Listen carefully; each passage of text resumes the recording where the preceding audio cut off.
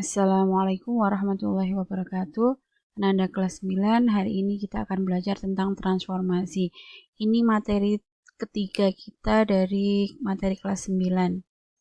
Ya, tujuan dari pembelajaran kali ini adalah bagaimana kalian bisa menjelaskan transformasi geometri yang dihubungkan dengan masalah kontekstual. Kemudian menyelesaikan masalah kontekstual yang berkaitan dengan transformasi geometri. Nah, untuk transformasi nanti, bab transformasi, insya Allah kita akan membahas tentang 4 subbab, yaitu translasi, refleksi, rotasi, dan dilatasi. Akan kita bahas satu persatu. Nah, translasi, apa itu translasi? Translasi adalah pergeseran suatu titik atau benda pada suatu koordinat kartesius.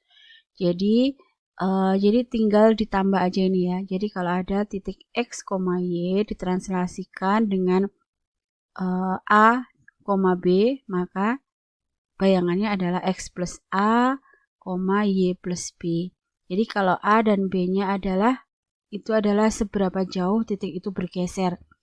Jika dia itu positif, untuk sumbu X, jika dia positif, dia akan ke kanan, jika negatif, dia ke kiri. Kemudian kalau untuk B, di sumbu Y, jadi jika positif bergeser ke atas, jika negatif bergeser ke bawah. Nah, kita contoh saja ya, langsung contoh aja. Nah, di sini ada titik A 3,2. Kita cari titik 3,2 itu X-nya 3, Y-nya 2 di sini ya. Ini titik A. Oke, akan ditranslasi dengan min 6,4. Jadi kalau min 6, ini tuh sebagai X-nya. Ingat ya, X tadi kalau negatif berarti dia ke kiri. 6 langkah ke kiri. 1, 2, 3, 4, 5, 6 di sini. Kita kasih tanda dulu.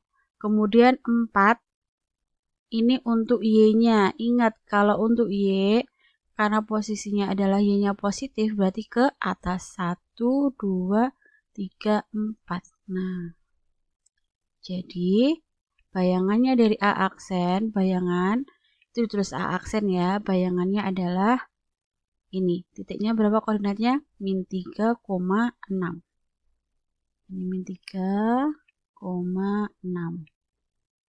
Nah, sekarang contoh lagi kalau titiknya B-nya 2,5. 2 di sini, koma min 5 posisinya di bawah ya, 2,5. Ini koordinat titik B. Nah, kemudian ditranslasi dengan 7,10. Berarti 7 X-nya tadi berarti ke kanan. 1, 2, 3, 4, 5, 6, 7. Di sini. Terus 10 Y-nya berarti positif ke atas. 2, 3, 4, 5, 6, 7, 8, 9, 10 di sini. Nah, ternyata ini adalah B aksen. Itu kalau translasi dengan gambar. Gimana sekarang kalau translasinya pakai rumus? Yuk kita belajar dari soal ya.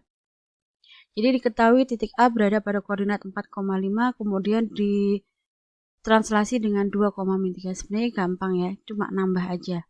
Jadi titik koordinatnya tadi kan awalnya 4,5. Ini boleh ditulis ke bawah seperti ini. Karena translasi itu pada dasarnya adalah penjumlahan biasa. Tadi kan ditranslasi oleh 2,3. Ini kita kasih keterangan ya, ini A aksen. Jadi kita nyari bayangannya A aksen. Nah, tinggal nambah aja. Yang X ditambah sama X, jadi 4 ditambah 2, itu 6. Terus 5 ditambah min 3. Positif kalau ketemu negatif itu negatif, jadi ini 2. Maka didapatkan koordinat A aksen, bayangannya A aksen adalah 6,2.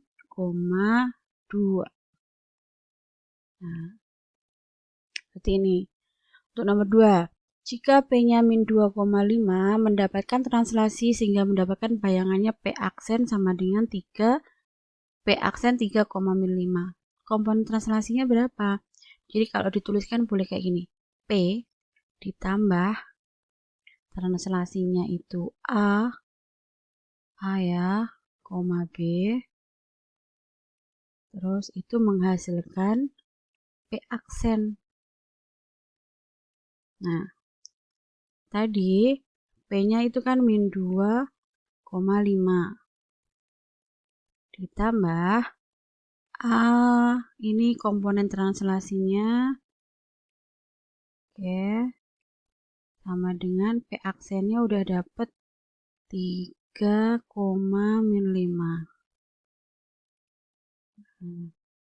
Ini nanti konsepnya sama kayak aljabar ya. Jadi kalau kita mau mencari A, B, ini harus dipindah ruas. Berarti kalau mau nyari komponen translasinya A sama B, berarti ini sama dengan, karena ini nggak dipindah, tetap 3, ini min 5. Nah, karena ini tadi positif, pindah ruas jadinya negatif. Koordinatnya min 2,5. Nah, kita jumlah seperti tadi nih. Kita nyari komponen translasinya. 3 dikurangi min 2. Min ketemu min plus. Berarti di sini 3 ditambah 2 jadi 5. Kemudian min 5 dikurangi 5. Berarti min 10. Nah, seperti itu caranya. Paham ya? Oke, kita lanjutkan. Nah, untuk soal ketiga. Sama seperti tadi kasusnya ya. Jadi kalau translasinya sebesar ini menghasilkan bayangan ini. Yang ditanya adalah nilai X min Y. Jadi sama rumusnya kayak tadi. S ditambah komponen translasinya itu A, B. Itu hasilnya harus jadi S aksen ya sebenarnya ini ya. Jadi ini S aksen aja biar sama. S aksen. Nah, sama kayak tadi. Karena X-nya itu X, Y, kita nggak tahu. Tulis aja seperti ini. Ditambah. Nah, komponen translasinya tadi kan sudah tahu 2X plus 1. Terus ini 3Y. Nah, S aksennya itu sudah tahu nilainya adalah 7,8. Nah, ingat aljabar ya. Jadi yang atas dijumlah sama atas. X ditambah 2X plus 1. Berarti kan ini 3X plus 1. Yang bawah Y ditambah 3Y berarti 4Y. Sama dengan 7/8. Kita diminta mencari nilai X sama nilai Y-nya. Kita nanti cari satu-satu. Nah, sekarang yang atas dulu. 3X ditambah 1 sama dengan 7. Oke, berarti 3X sama dengan 7 min 1. Udah ruas ya. Berarti 3X sama dengan 6. Terus X-nya berapa?